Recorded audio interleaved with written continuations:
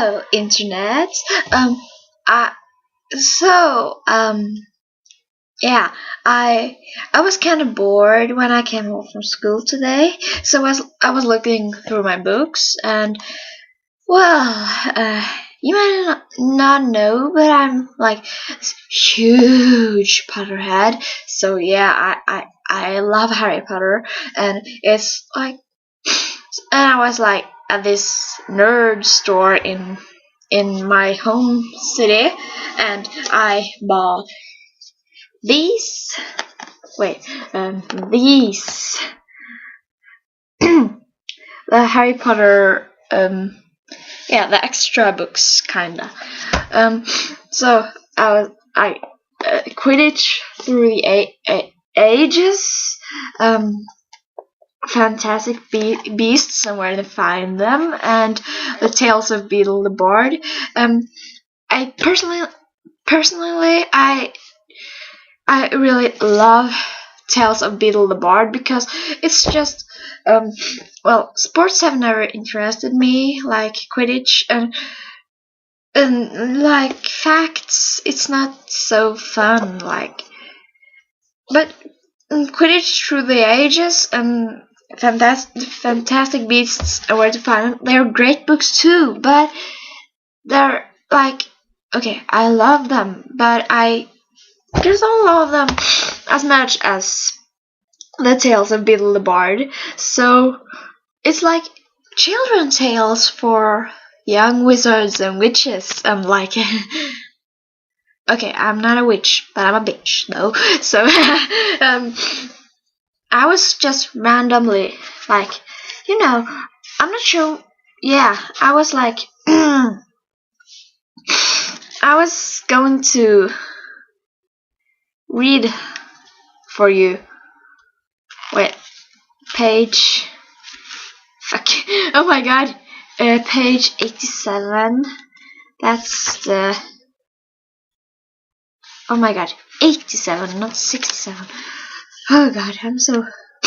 Oh, I'm a little. I'm a little sick today, you see. Yeah.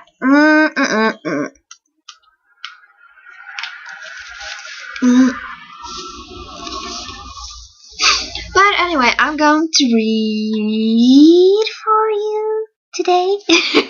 And I'll read the most known tale from the Tales of Beetle the Bard. The tale of the three brothers. It's like, yeah, they used it in the last Harry Potter book, Harry Potter and the Deathly Hallows, and it's like, yeah, because yeah, it's a nice story though. So I'll just start reading. Wait, just look at this fucking nice fucking nice. Oh my god. This fucking nice drawing. Like, it's, I think, yeah, the illustration is from, it's made by Rowling actually, so she's not just a good writer, she's a good drawer too. But anyway, I'll start reading now. So, the tale of the three brothers. There were once three brothers who were traveling along a lonely, winding road at twilight. I prefer midnight though, like Ron. both me and Ron hates Twilight, so oh my god. Oh, that was nice said of me, but oh well. I'll go back to the story now. In time, the brothers reached a river too deep to wade through and too dangerous to swim across.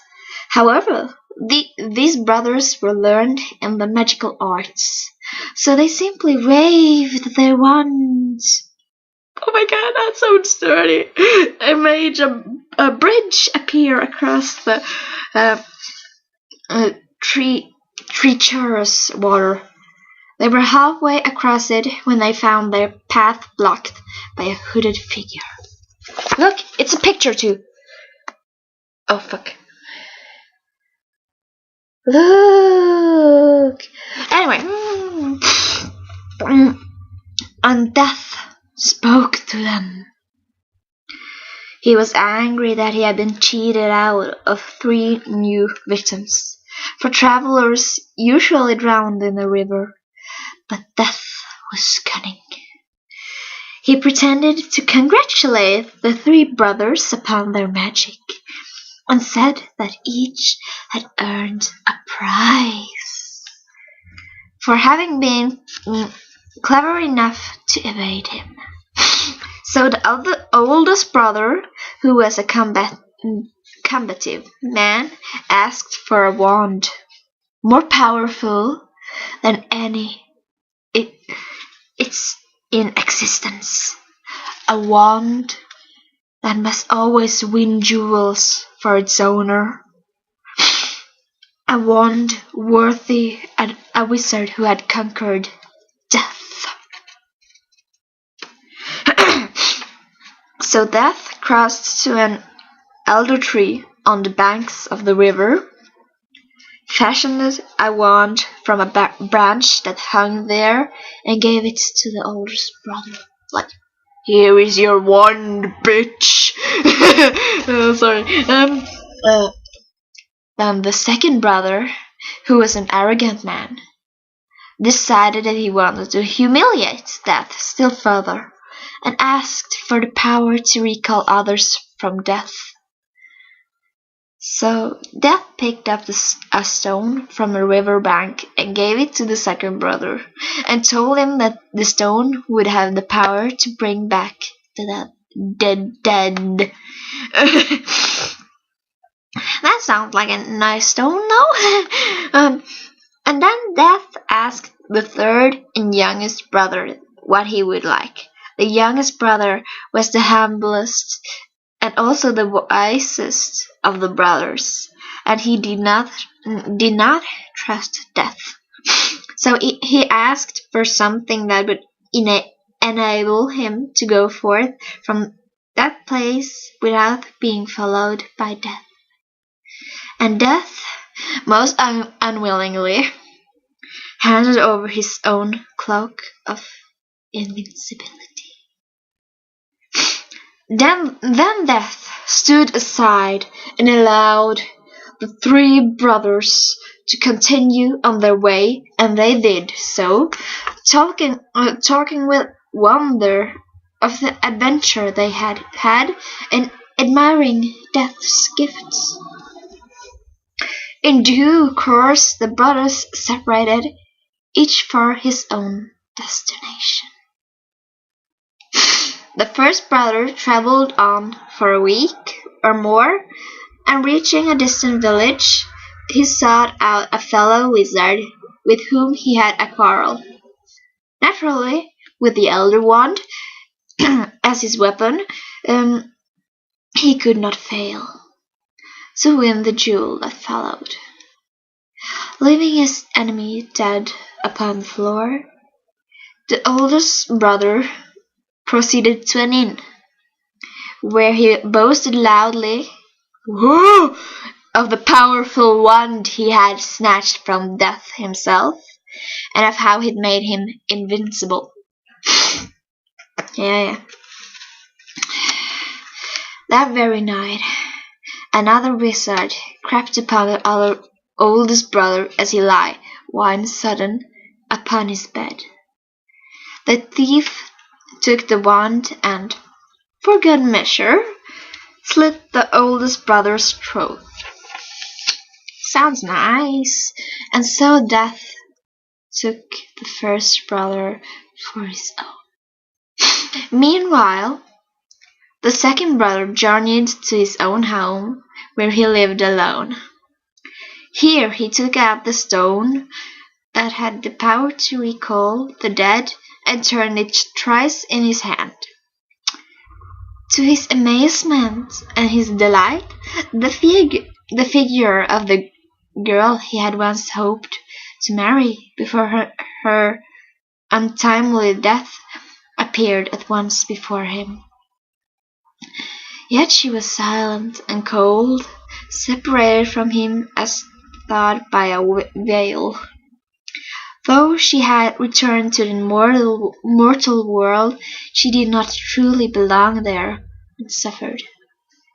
Finally, the second brother, driven mad with hopeless longing, killed himself so as truly to join her. And so Death took the second brother for his own. But though Death searched for the third brother for many years, he was never able to find him. It was only when he had attained a great age that the youngest brother finally took off the cloak of invincibility and gave it to his son. And then he greeted Death as an old friend and went with him gladly, and equals they departed this life. So that's it. I'm done now. So yeah, this was like my longest video. I'm like, oh my god, oh my god. Oh well, though I still love this book. It's like, it's amazing. It's great. It's like, yeah, I'm wearing striped jeans today, so yeah. Well, maybe another time I will read from one of these. It's like, oh yeah, they're releasing the new Fantastic Beasts and Where to Find Them, the movie. Like, what? Fangirl mode? Oh well, yeah, I'm really looking forward to the movie. If my parents won't let me see the premiere, I'm just going to just like, you know, yeah, you know, I'll just like start crying, and then I like curl up in the ball, and I will like just fall like this, and like, no, oh my god, no, I have to go. Why don't you love me? So yeah, they will kind of have to let me. They will kind of have to let me go, otherwise I would just cry for weeks and just don't get up at bed, get out of bed, and I would like, no. Anyway, I think I'm kind of hyper, so well.